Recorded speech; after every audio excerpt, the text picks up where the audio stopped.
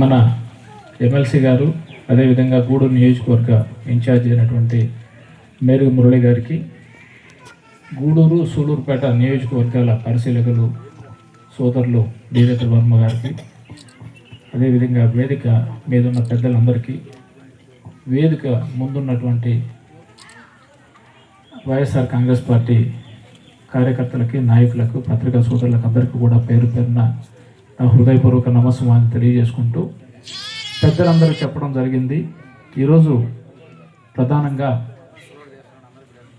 మన రాష్ట్రంలో గతంలో వైఎస్ జగన్మోహన్ రెడ్డి గారు ముఖ్యమంత్రిగా ఉన్నప్పుడు 17 మెడికల్ కాలేజీలని శాంక్షన్ చేసి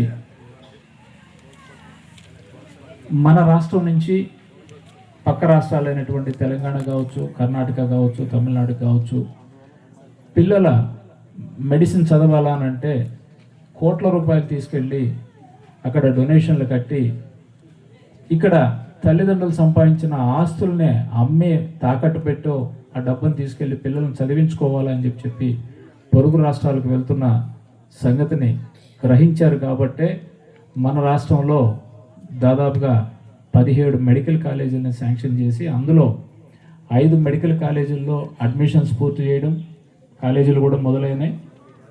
సో ఈ క్రమంలో మీకు అందరికీ తెలుసు, ప్రతి పేదవాడి గుండె చప్పుడు వినాలా, ఇబ్బందులు పడకూడదు, ప్రతి ఒక్కరు కూడా కార్పొరేట్ వైద్యాన్ని చేయించుకోవాలన్న ఉద్దేశంతోనే ఆరోగ్యశ్రీ పథకాన్ని గతంలో రాజశేఖర రెడ్డి గారు ప్రవేశపెడితే దాన్ని పూర్తి స్థాయిలో ఇంకొక అడుగు ముందుకేసి దాదాపుగా 100కు పైన జబ్బులకి ఆయన ఆరోగ్యశ్రీని అందించిన మహా వ్యక్తి వైఎస్ జగన్మోహన్ రెడ్డి గారు. ఈరోజు మనం చూస్తున్నాం, మరి మనకు తెలిసి జరిగిందా తెలియక జరిగిందా, ప్రతి ఇంటికి కూడా దాదాపుగా 1,50,000 నుంచి 4,50,000 రూపాయలకు బటన్లు నొక్కి మన కుటుంబాల్లో వెలుగులు చూడాలని చెప్పి ప్రతి సంవత్సరం కూడా వేసిన ఘనత వైఎస్ జగన్మోహన్ రెడ్డి గారిది. అయితే ఈరోజు మన అందరం చూస్తున్నాం, ఇక్కడ ఉన్న వాళ్ళు అందరం కూడా రైతులమే.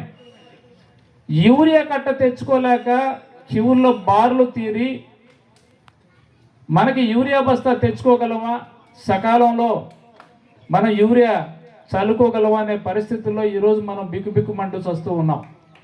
ఇదే పరిస్థితి కొనసాగితే యూరియా దొరికినా డిఏపి దొరకదు, డిఏపి దొరికితే పొటాష్ దొరకదు, పొటాష్ దొరికితే ఎక్కడో తయారు చేస్తున్న ఈరోజు కల్తీ మద్యం ఎట్లయితే తయారు చేస్తున్నారో అదేవిధంగా కల్తీ పురుగు మందులను కూడా తయారు చేసి తీసుకొచ్చి మన ప్రాణాలు తీసేదానికి సైతం లెక్క చేయదు ఈ ప్రభుత్వం అని చెప్పి మీకు అందరికీ తెలియజేసుకుంటూ, భగవంతునికి ఇంకొకసారి మనకు అవకాశం ఇస్తే ఈ పరిస్థితులు కొని తెచ్చుకోకుండా అందరం కూడా కలిసికట్టుగా జగన్మోహన్ రెడ్డి గారిని తిరిగి మళ్ళీ ముఖ్యమంత్రిని చేసుకుంటే ఈ రాష్ట్ర ప్రజలు కానీ ఈ రాష్ట్ర ప్రజానీకం అందరూ కూడా రమణారెడ్డి అన్న చెప్పినట్టుగా గత 5 సంవత్సరాలు రైతులకి స్వర్ణయుగం, 20,000 పైనుంచి 25,000 దాకా మనం పండించిన వడ్లను అమ్ముకుంటే ఈరోజు మనం 15,000 కూడా అమ్ముకోలేని పరిస్థితుల్లో, అమ్మినా కూడా దళారుల మధ్యలో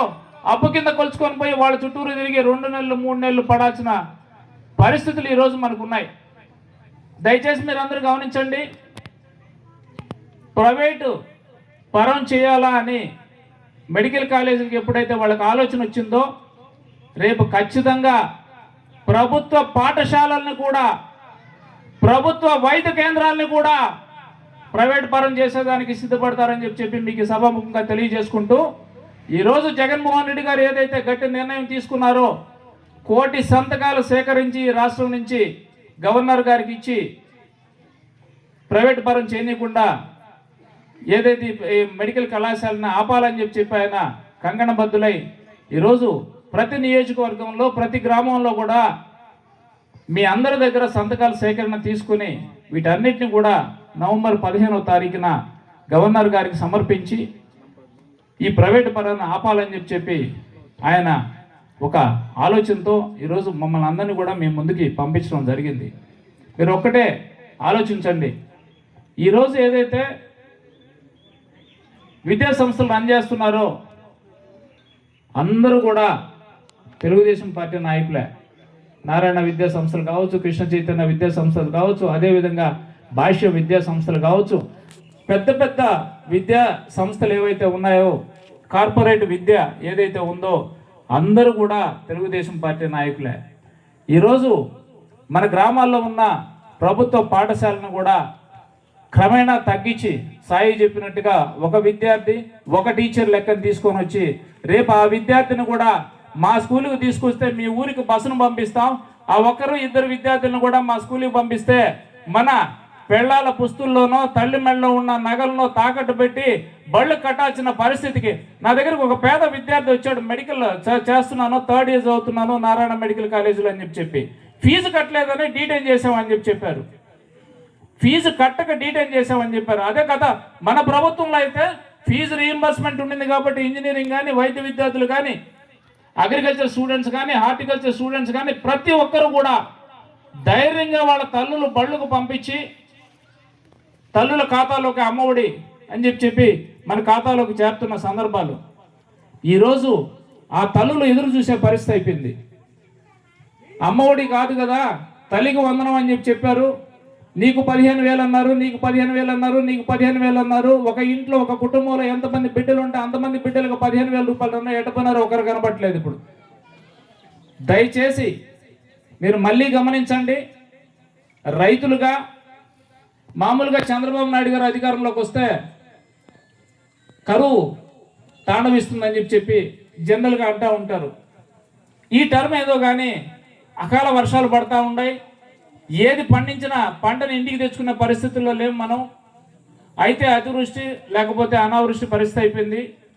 ఈరోజు మనం గమనించాల్సింది, ఏ రోజు ఎప్పుడు ఏ ఎన్నిక జరిగినా కూడా మన అందరం కూడా ఏకతాటి మీదకి వచ్చి ఈ ప్రభుత్వానికి, ఈ కూటమి ప్రభుత్వానికి బుద్ధి చెప్పాల్సిన రోజులు ఆసన్నమైనవి. కాబట్టి ఖచ్చితంగా మీరందరూ కూడా మనందరం కూడా ఈ 1,00,00,000 సంతకాల కార్యక్రమంలో పాలు పంచుకొని మన అందరం ఈరోజు మనకందరికి కూడా సంతకానికి సంబంధించి పాంప్లెట్లు ఇవ్వడం జరిగింది. వీటన్నిటిలో సంతకాలు పెట్టి మనం పంపిస్తే నేరుగా జగన్మోహన్ రెడ్డి గారు తీసుకెళ్లి గవర్నర్ గారికి సమర్పించి ఏదైతే ప్రభుత్వ రంగ సంస్థల నుంచి వచ్చిన ఈ మెడికల్ కాలేజీలని ప్రైవేట్ పరంగా కాకుండా ఉండేదానికి మనం చూసుకున్నాం.